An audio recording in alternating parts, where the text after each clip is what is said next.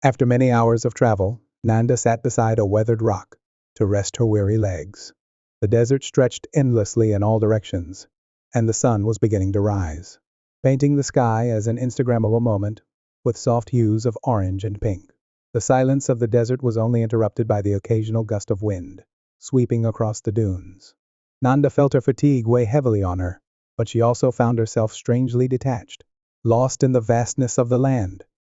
She had been walking alone for hours now, though she couldn't help but wonder, hadn't Veruschka been with her just a short time ago? She had only met her once so far, yet it hadn't escaped Nanda's notice that the mysterious woman seemed to have the ability to appear and disappear as she pleased, as if the desert itself had swallowed her up. Nanda was certain that Veruschka had the power to manifest at will. She had done it before, after all. Nanda had no idea where Veruschka had gone to when she vanished, but the feeling of isolation was suffocating.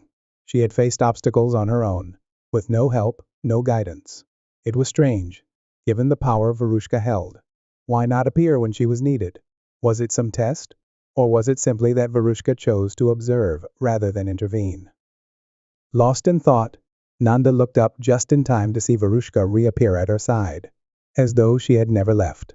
Speak of the devil, Nanda chuckled. Veruschka's presence was sudden but oddly calm, and her dark hair shimmered in the morning light.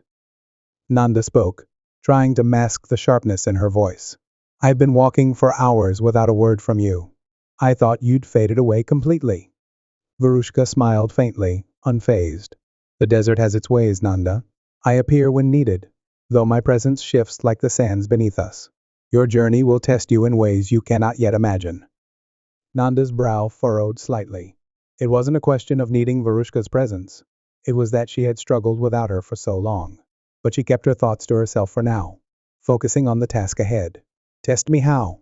She asked, trying to keep the frustration from her voice. I mean, besides the usual chaos I seem to attract. Veruschka tilted her head, considering Nanda's words. The trials ahead will require more than just survival instincts. You must learn to trust yourself and the path laid out before you. Nanda's skepticism returned. Trust myself? That's a tall order. And what about all those other voices? Bastet Maat, the Scarab. Are they all just going to watch from the sidelines? Veruschka laughed softly. Sometimes, the most unlikely allies can prove to be the most significant. Trust your instincts and the guidance you receive. Each will guide you in their own way. They are part of the tapestry of your fate. Embrace their lessons. But remember, the choices you make are ultimately your own. Nanda shrugged, her expression shifting from doubt to determination. Well, if I'm going to navigate this mess, I'd better do as you say and start trusting my instincts. Let's see what this desert has in store for me. Veruschka moved gracefully, each step soft and deliberate, as though she were part of the desert itself. Nanda padded silently beside her, her keen senses scanning the environment. She couldn't shake the feeling that something, or someone, was watching them. The desert felt alive, but not in a comforting, peaceful way. No, this was something else. This was something far older, far darker. Not much of a talker, are you? Nanda asked after what seemed like hours of silence. Veruschka didn't turn. Words are for those who need them, little one. Nanda's whiskers twitched. Cute? I'll remember that next time I'm giving a speech. Veruschka glanced over, her dark brown eyes unreadable. You'll need more than words where we're going. Nanda rolled her eyes. Fantastic. I'm stuck with the strong, silent type. Despite her outward calm, the weight of what lay ahead pressed on her. The scarab around her neck felt heavier with each step, as if it sensed the gravity of the trials to come. In an effort to lighten the mood, Nanda began to hum softly, the tune of extremes more than words bubbling up from her memory. She drummed her little hook to make the accompanying beat, playfully singing, Saying I love you is not the words I want to hear from you. Veruschka raised an eyebrow, the corners of her mouth twitching as if fighting back a smile. You have an interesting way of preparing for challenges, Nanda. Hey, a little music never hurt anyone. Nanda shot back, her spirits lifting despite the uncertainty ahead. Besides, if I'm going to face whatever trials await us, I might as well do it with a soundtrack.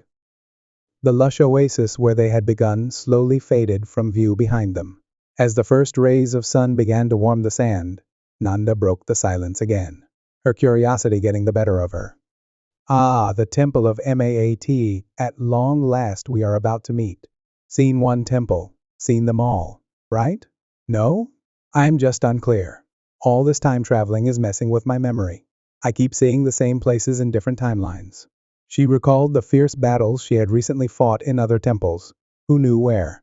And in what timelines? It was all beginning to confuse and overwhelm her. What could possibly await me this time?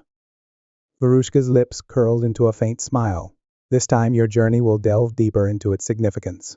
You're ready to uncover what lies beneath the surface. Of course, Nanda muttered under her breath. And what, exactly, does this true journey entail? Veruschka stopped abruptly, turning to face her. To master the scarab, you must understand the mechanisms of time. The past, the present, and the future are threads in a tapestry. Pull on one, and the others unravel. Nanda's ears twitched. And if I unravel the wrong thread? Maybe I've already unraveled the wrong threads. The servant's eyes gleamed in the morning light. Then everything you know, everything you are, could cease to exist. Nanda snorted. No pressure then. You speak lightly of things you don't yet understand, Veruschka said, a hint of reproach in her voice. But soon you will. As the day wore on, the desert grew more treacherous. The sun scorched the earth beneath her paws, and Veruschka led them through narrow canyons, where the air felt thick with ancient magic.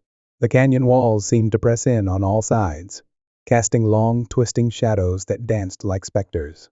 Nanda's fur bristled with unease, though she hid it well, until... Hey, Veruschka. Yes? Why are we doing this? Why can't you just beam us both up wherever we need to be or something? Veruschka's steps slowed, her eyes turning toward the path ahead, the faintest flicker of a smile playing on her lips. It would be much simpler, wouldn't it? But that's not the way of things. Magic has its own rules, and the path you must walk cannot be shortcutted. The journey itself holds the lessons you need. Just as you must learn to wield the Golden Scarab, you must also learn patience and trust. Nanda squinted at her. Trust? Trust in what, exactly? This endless desert and your cryptic advice? Veruschka gave a small, knowing nod. It's about choices. The ones you make and the ones you must live with. Nanda snorted. Great. More tests. Just what I needed. So, Nanda said, shifting the topic. How long have you been doing this whole servant of Mahat thing? Veruschka raised an eyebrow. Longer than you've been alive, little one. Well, that's not much of an accomplishment, Nanda said dryly. Cats don't exactly have the longest lifespan, you know. Veruschka's expression didn't change, but there was a glimmer of amusement in her eyes. Time is not measured in years, but in what one does with them. Yeah, well, if you've got any tips on how to stretch mine out, I'm all ears, Nanda replied, her tone light. But inside, she was already thinking ahead. She wasn't a fool. Whatever trials awaited her in the temple wouldn't be easy.